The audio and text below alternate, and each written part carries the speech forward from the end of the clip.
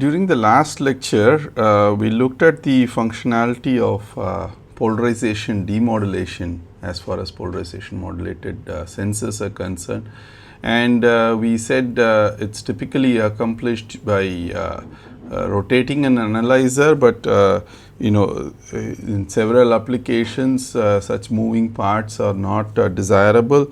So then we said we could possibly use a polarization splitter and then do a balanced detection, basically a differential detection, to get an idea of how much rotation has happened, polarization rotation has happened because of perturbation to the medium. And we also realized that it's best that we bias our incoming polarization at 45-degree angle. So that's where we get the maximum sensitivity. Then we went on to look at the example of fiber optic current sensor, and we said, how can we achieve fiber optic current sensing through a polarization modulated sensor configuration. And the key to understanding that was the Faraday effect, which essentially said that if you have a magnetic field axial oriented along the axis of a material, and if that coincides with the propagation direction of an electromagnetic wave, then the polarization of that electromagnetic wave was going to get rotated by an angle theta, which is defined by this expression over here. And so that essentially says that whenever you have a current carrying conductor, you will have a magnetic field developed around it, and that magnetic field can actually enable Faraday rotation. So if you have an incoming polarization, that's going to get rotated according to the level of current that you have. So B phi can be actually replaced by I. So the rotation is going to be proportional to the current, and then of course we could analyze using this balanced detection scheme and figure out how much is that current. Okay, and towards the end of the lecture, I was also mentioning the fact that these fiber can be susceptible to environmental fluctuations, vibrations, and so on. In which case, there will be what is called the stress-induced birefringence. Essentially, if you look at the core of the optical fiber, if there is stress in one direction, then the refractive index, let's say this is along the y direction and this is along the x direction. So Nx,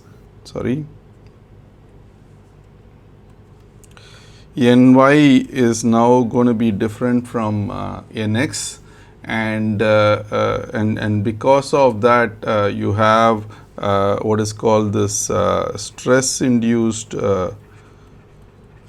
birefringence, which actually can cause some uncertainty in our measurement, because the stress induced birefringence would also tend to rotate your polarization. So it would cause some confusion at the detection. Now, one way to get around it is by understanding that this stress induced birefringence is a completely reciprocal effect. So if you put a reflector over here and send it back, then it could actually it could trace back to the original polarization. Basically, it will cancel whatever random stress induced birefringence that you have in the fiber.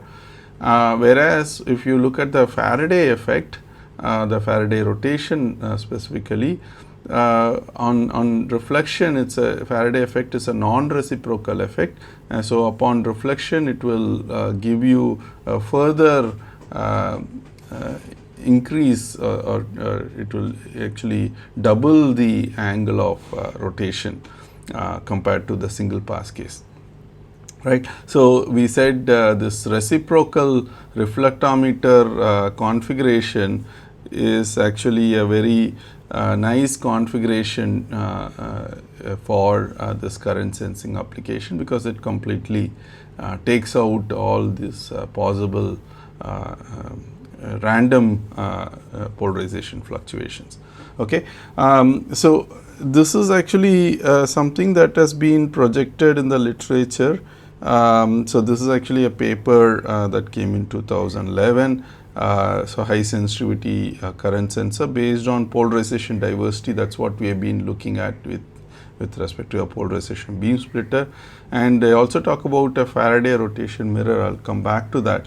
But essentially, if you look at the math, so that's basically your balance detection, that's your differential detection, and so they say that the slope of change in the current with respect to the rotation angle is going to be maximum at phi equal to pi by 4.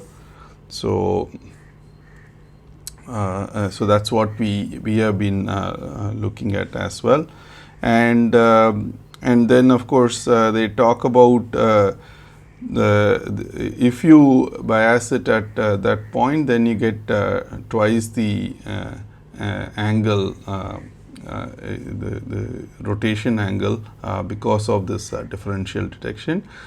And they compare it with the case of a single channel. If it is only one channel, then you would essentially have only this current is proportional to theta, but it also has this background sort of signal that's sort of a DC background, which is not desirable. So in this case, there is no background over here if you are doing this polarization diversity based detection. By the way, alpha is what we have represented as the responsivity. So so that's not very different. Of course, this entire scheme is originally proposed by Frazio back in 1994, so that's 26 years ago, right? So so they came up with this seminal paper in this area where they recognize that using this reciprocal reflection interferometer configuration, it's actually a very highly sensitive way for doing current sensing, and they clearly outline that it's one of the major difficulties bend induce an intrinsic birefringence in the fiber, that's the sensing coil, and to overcome this, we take advantage of the fact that the Faraday effect is non-reciprocal, whereas the disturbing effects are all reciprocal, right? So that's where they propose, actually the first proposed in 1994, this reciprocal that reflection configuration. And one of the things that they also mention is that we could essentially send two co-propagating orthogonal modes. So one way of looking at our case is, when you are at 45 degrees, you can say that there is actually a y component and an x component, right?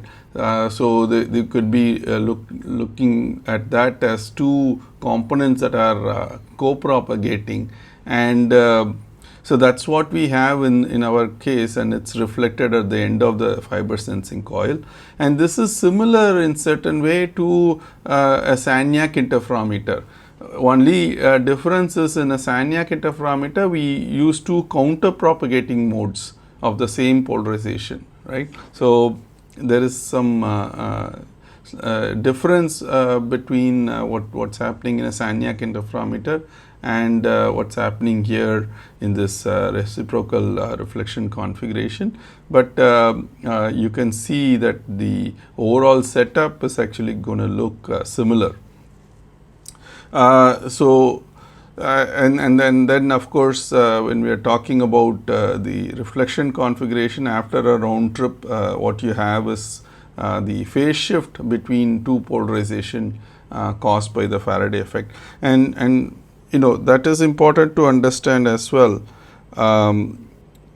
So whenever we are looking at any change in polarization, that could be also you know, associated with the phase change between two orthogonal polarizations. So in certain way, we can measure phase change, right, the phase difference between the two orthogonal polarizations, and that could be actually a good way of picking up changes in the state of the polarization. Okay, so that is actually saying that, okay, although we say polarization modulated sensors, in certain way you can actually convert that to a phase modulated sensor, because it's a phase retardation between two polarizations that could actually be changed, and so if you are picking up the phase change between the two polarization, that might actually do the job for you. And that's what we are talking about, the Faraday effect. If you send in two circularly polarized, orthogonally circularly polarized modes, let's say left circularly polarized mode and right circularly polarized mode, as they undergo this Faraday rotation or the Faraday effect, they actually have a phase shift between the two orthogonal circular polarizations, and then we can now look at the phase shift between them. So that is what is indicated over here. So you start with a low coherence source, okay, and you send it through a coupler. You launch it into basically a high by fiber. Basically, if you want to do this sensing at a different point from the instrument, you want to preserve the polarization that's going through the fiber. So you may want to use a highly birefringent fiber just to preserve the polarization state, and then you go to a point where you have a 45-degree splice, and then you go through a quarter wave plate. We know that the 45-degree splice is actually just to make sure that your polarization launched into this quarter wave plate is at 45 degrees, and then if you go through a quarter wave plate, it converts into circular polarization, right. So this linearly polarized radiation that corresponds to this vertical and horizontal components are going to get converted into left circular and right circular polarization states, and those are the ones that are going through this fiber sensing coil, and at the end of it you put a mirror so that it reflects it back. So even as they propagate in the forward direction, the two orthogonally polarized states are going to have a phase shift between them, and that phase shift is going to only increase when you go through the reverse path. Okay, that's through the reflection. Okay, and then once they come here, the quarter wave plate once again converts from circular polarization back to linear polarization. This is something that we looked at over here, right. The quarter wave plate actually does these conversions. So it will essentially convert from linear to circular, but then circular back to linear as well. So that's what's happening over here. It goes back to the linearly polarized state, except that these two polarization now will have a phase shift between them. and that phase shift corresponds to the current that you have in this in this conductor. Okay. So, essentially when you come back to your when you tap that backward propagating light and you look at an interferometer where you can measure the relative phase shift between the two polarization states, then that will actually be that phase shift is going to be proportional to the current in this conductor. Okay. So, that is what they proposed back in 94, and that is something that is still followed, except that when we go through these components, this coupler, the coupler, if it is not a polarization maintaining coupler, then this polarization state might change. So, that might actually change the phase between the relative phase between the two orthogonally polarized states. So, and you can of course argue that I can make a polarization maintaining coupler, but there again that polarization maintaining coupler introduces an additional phase shift to these, and that is actually an issue as well. So, what you could possibly do is introduce a polarizer over here, and what this polarizer does is it basically on the reverse path it acts like an analyzer. So, whatever phase shift that you have between the two polarization states, that will be converted to an intensity change beyond this. So, instead of looking at phase detection or doing a coherent detection, you are actually looking at a direct detection wherein this polarizer acts like an analyzer for the reverse path and converts polarization changes into intensity changes. Okay. So, those are the typical configurations that have been that could be looked at, and of course, if you read some of the details of this, we say that typically if you just send two linear polarizations, then that will have a vanishing effect because essentially at the end of it we are looking at interference signal and interference between the two polarizations. So, it will have a very weak signal if it is biased at exactly at the linear polarization. So, what we are looking at is instead of sending linear polarization, you do quadrature detection with a quarter wave plate. Basically, that is what we talked about. We launch circular polarization. Okay. So, those are some details that you can go through, but hopefully you get an idea of how current sensing is accomplished through this reciprocal reflection configuration. Okay. Now, this is of course been taken up, and this is a technology now commercialized, and for example, we look at this paper by Bonhart and et al.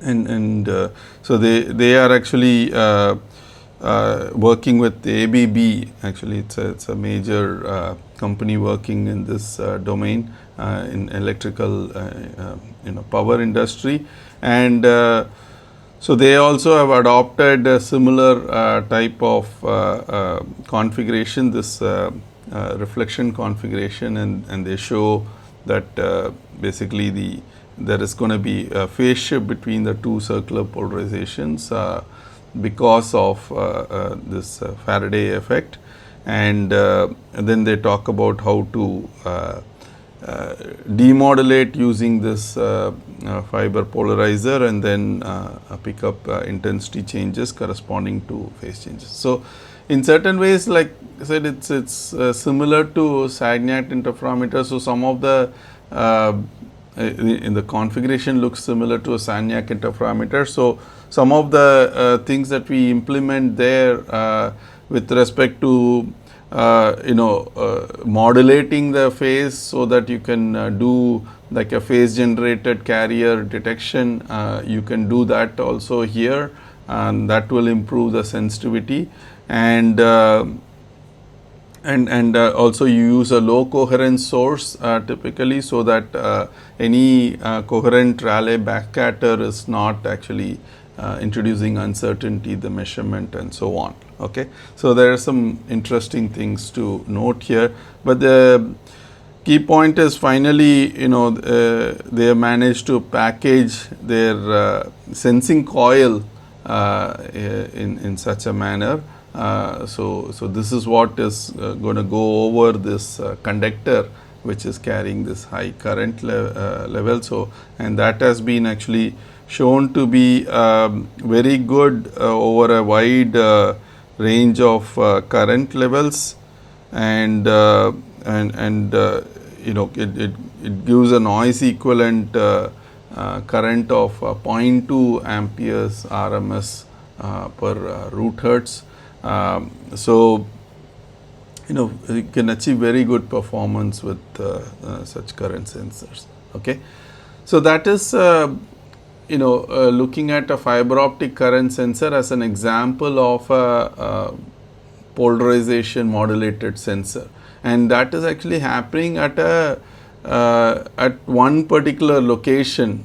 So or whatever we are looking at is monitoring current at one particular location. But if there is a requirement to monitor current over a wide over a long region in a distributed manner, you could use what is called a polarization OTDR. And this is a concept that was first introduced back in 1981. So this is actually March of 1981. To give you a perspective, optical fibers started becoming becoming available only around that time in the late 70s and 80s commercially. And even as the optical fiber became available, they started research with sensing. So they did optical time domain reflectometry in 1981, and to top that, they also Alan Rogers actually also introduced this concept of polarization optical time domain reflectometry several decades ago, 4 decades ago. That's quite amazing.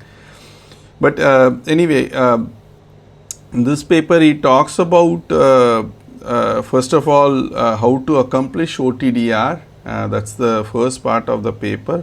But then it goes into polarization optical domain reflectometry, and essentially you consider that light polarization to be elliptically polarized, right?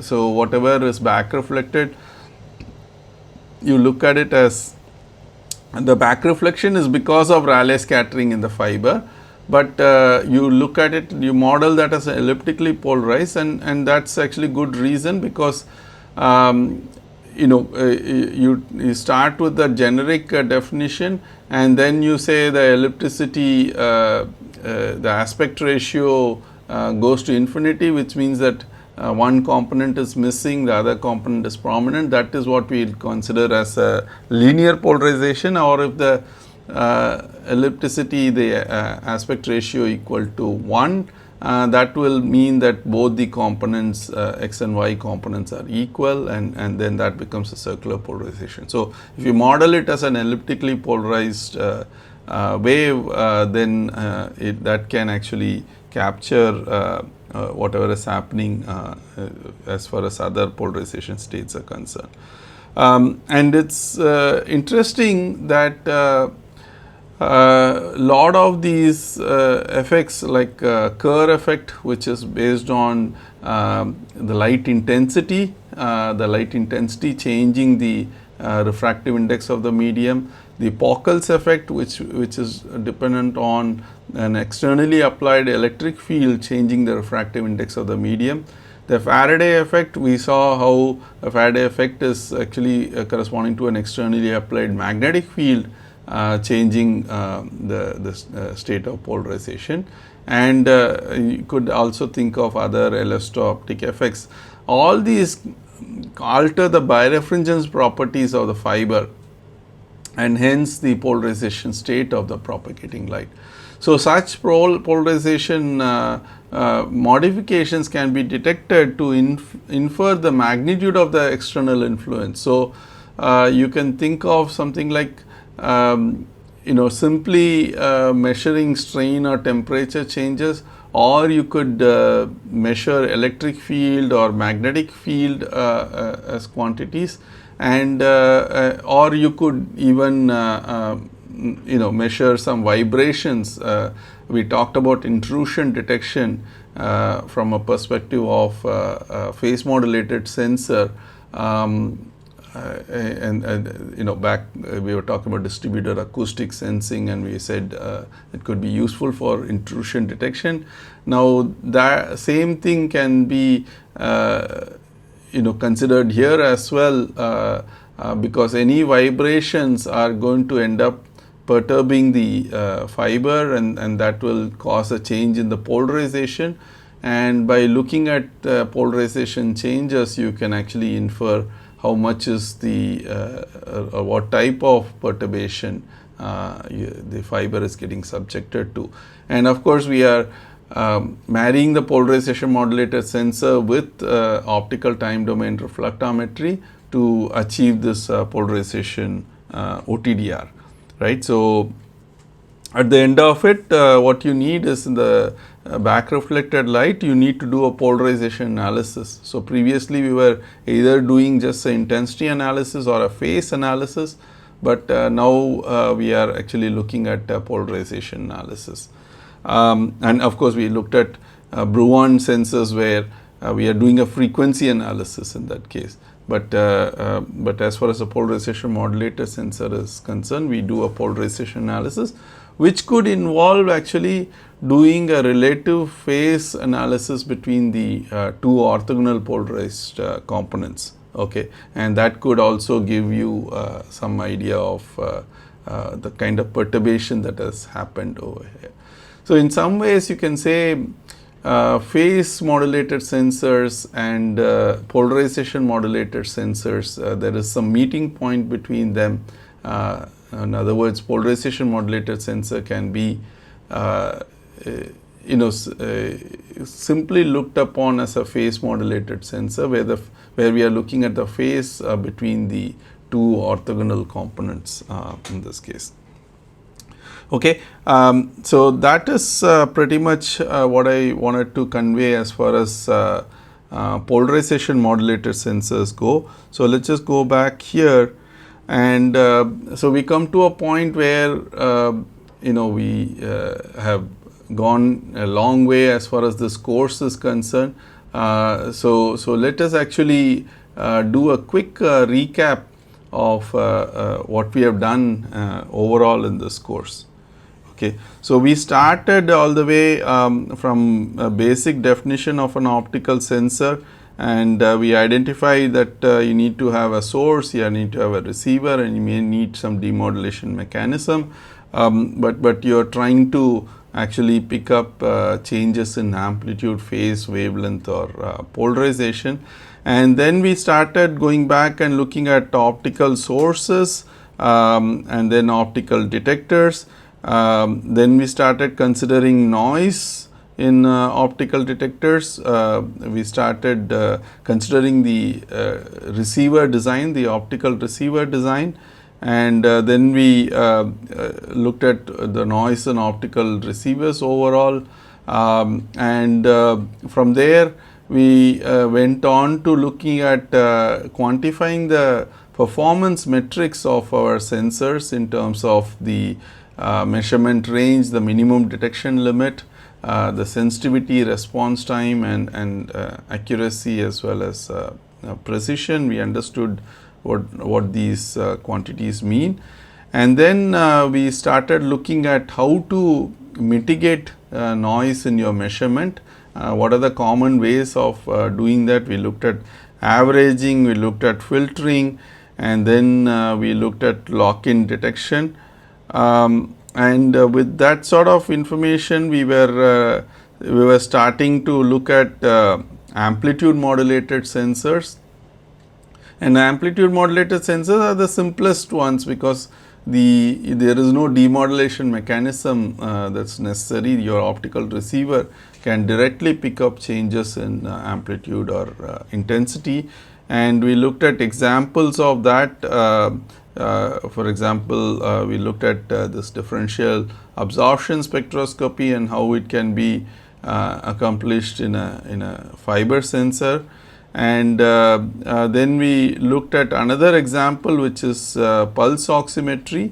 Once again, we are looking at differential absorption spectroscopy in this case, and then we said you may want to do the sensing in a distributed manner.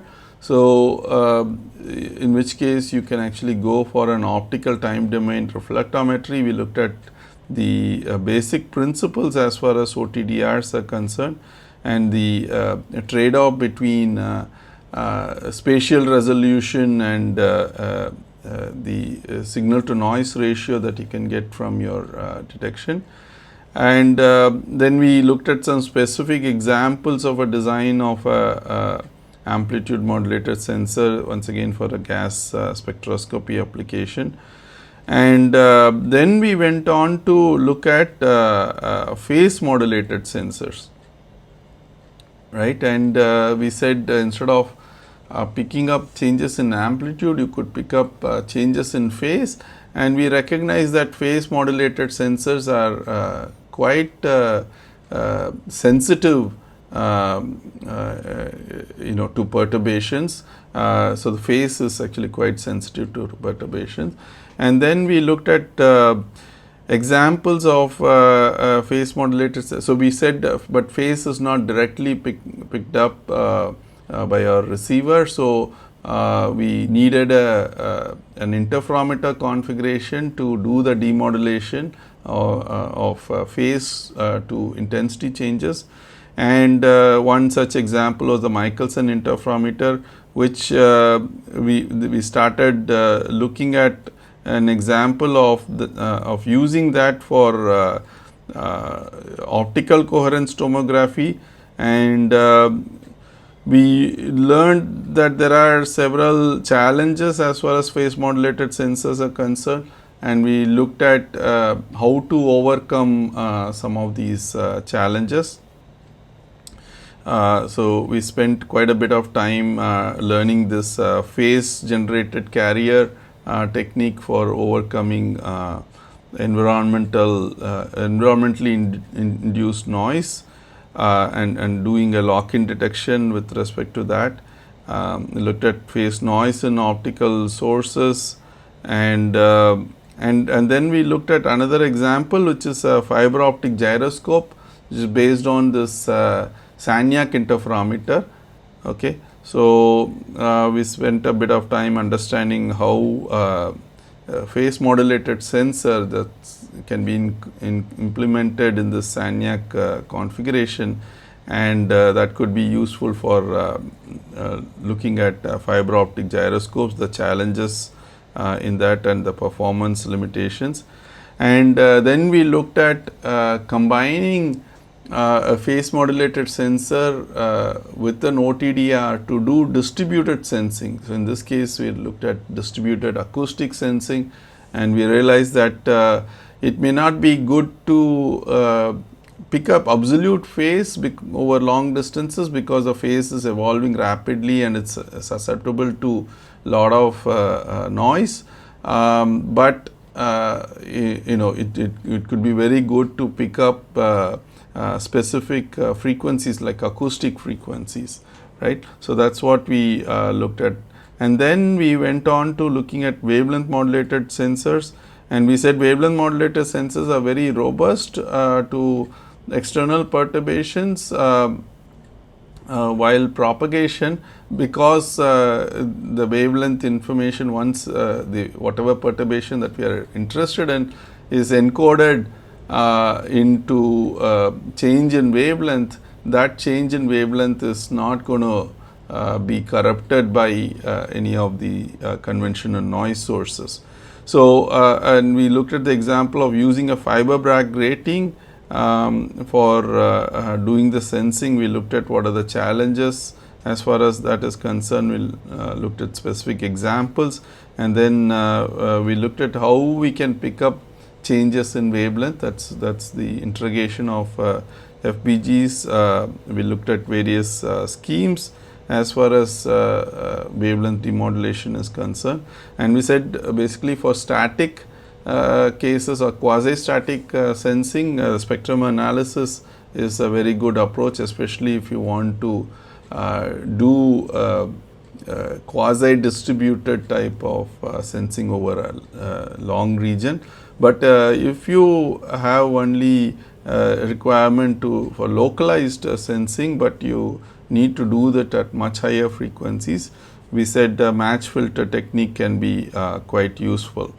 Right. So, we looked at the performance limits of doing such sensing, and then we said one more, if you wanted to do frequency modulation sensing or wavelength modulated sensing over long distances, that can be achieved using the stimulated Brouwan scattering phenomena, and we saw how changes in strain or temperature will cause a change in the acoustic velocity, and based on that the Brouwan scattered frequencies will be changing, and we learnt how to pick up that Brouwan frequency.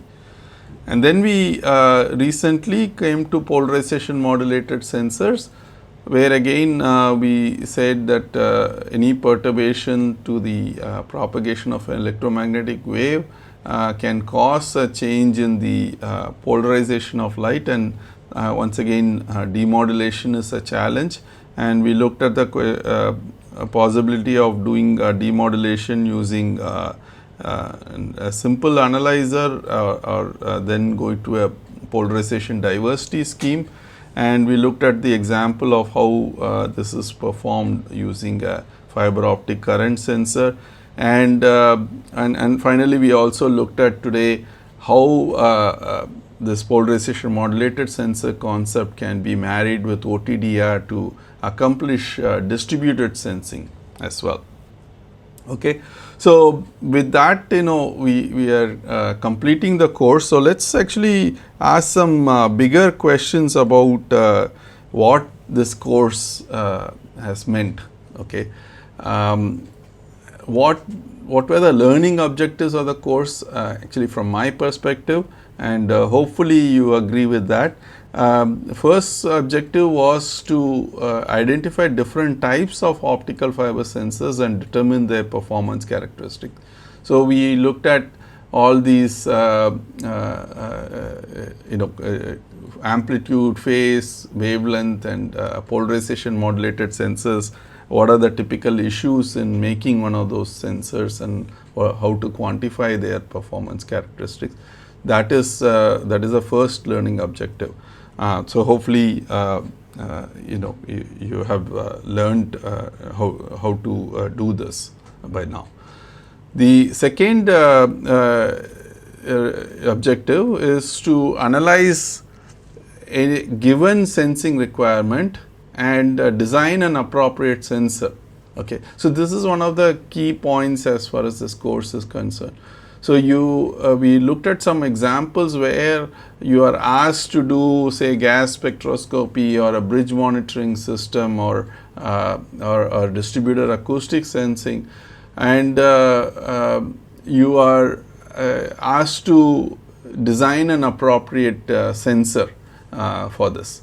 Okay. And we have tried to use some examples to see how this can be done, and some of your assignment, your tutorial problems were emphasizing this, your final exam is going to be emphasizing this further. So that is actually one of the things. I hope I've taught you how to do that. I would certainly look forward to understanding or seeing how you're able to do that in your final exam as well. Okay, and the third objective is realize and implement an optimal sensing solution for a given requirement. So here we are talking about design of the sensor, and here we are talking about implementation of that sensor. Now this is something that unfortunately cannot be done online, but hopefully you guys can take this forward and look at the implementation phase.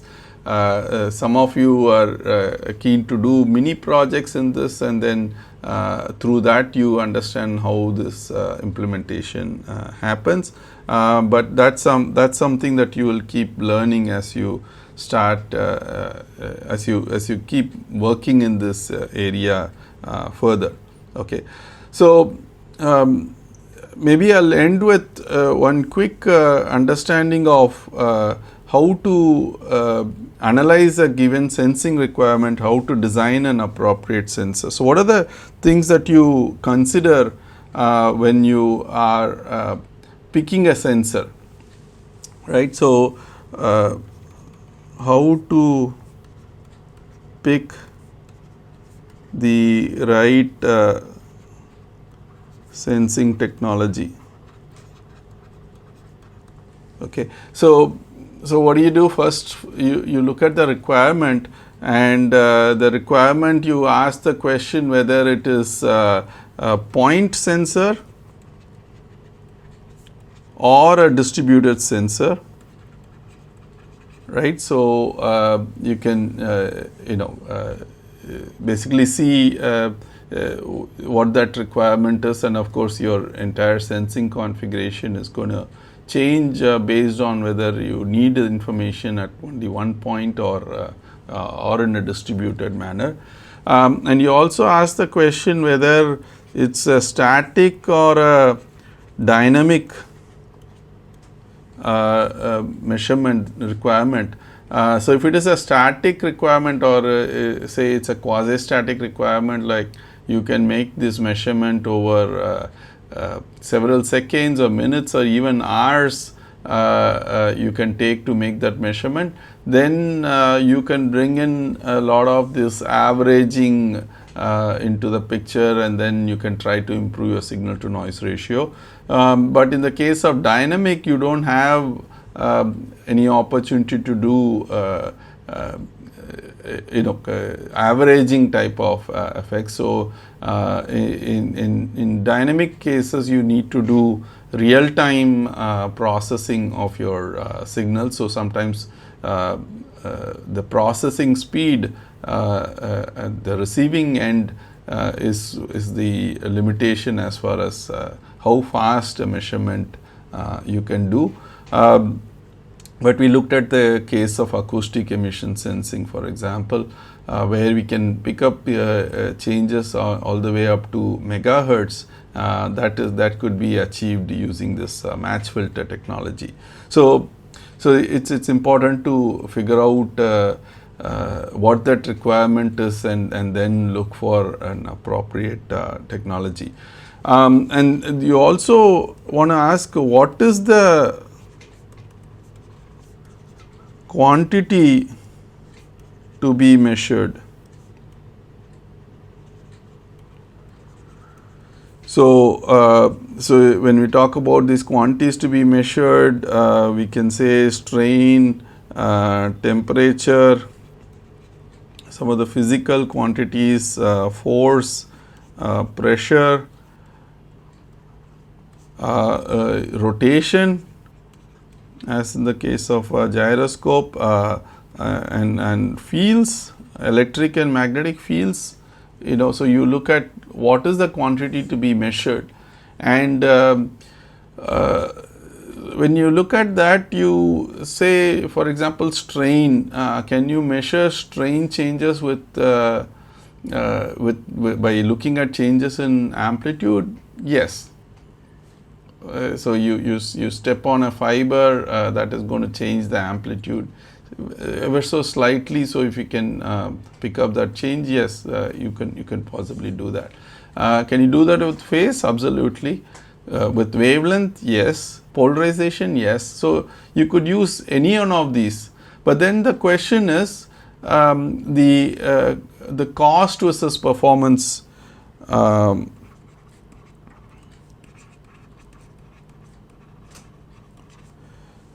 This is the primary criteria that you use in determining which one to use. Okay. So for example, if you say rotation, there is hardly anything else that can pick up rotation. So there you would directly say Sagnac interferometer, phase modulated sensor directly. So there are some very clear cut cases, but there are other cases where multiple technologies, multiple avenues can be pursued to achieve this sensing. Now, how do you decide which one is the best for you? Well, so you essentially look at the cost versus performance criteria. So, if you say from a perspective of cost, you say whether it's going to be simple or as in the case of say amplitude modulated sensors are typically quite simple to implement. Okay, but on the other hand, if you say if you want to do this with phase or polarization, specifically with all this demodulation mechanism that we have, then that tends to be a bit complex. Okay, because of all the things that we have to do. For example, the phase modulator sensor, you need to do this phase generated carrier technique, and you need to be vary about the coherence of your source. So in some cases you need a high coherence source, some cases you need a low coherence source, and so on. So so it can be the other end of the spectrum, whereas wavelength modulated sensor is probably somewhere in between. Okay, the two. So that's actually translates to cost, right? Because if it's simple to implement, then it could be a low cost sensor. So we can say that amplitude modulated sensors are typically low cost sensors, whereas this phase or polarization modulated sensors are going to cost you a bit more. Okay. Then there is of course this other issue with performance, where these phase or polarization approach, where that really scores is in terms of the performance. So this is actually the most sensitive. So you even some very small perturbations, strains in the level of nanostrains can cause some significant changes in phase that we can pick up, whereas you cannot say the same about amplitude sensors. These are typically least sensitive, unless you go for a very special application like we're looking at gas concentration, right? So so we are also looking at concentration of material. So you're doing some absorption spectroscopy. So there it might be a very special case where it works, but in general for all these other physical parameters it's not as sensitive. So this is actually the performance perspective, right? So you could have a wide range with respect to this, and of course wavelength would be somewhere in between. Wavelength actually is, like we talked about, it's very good from the perspective of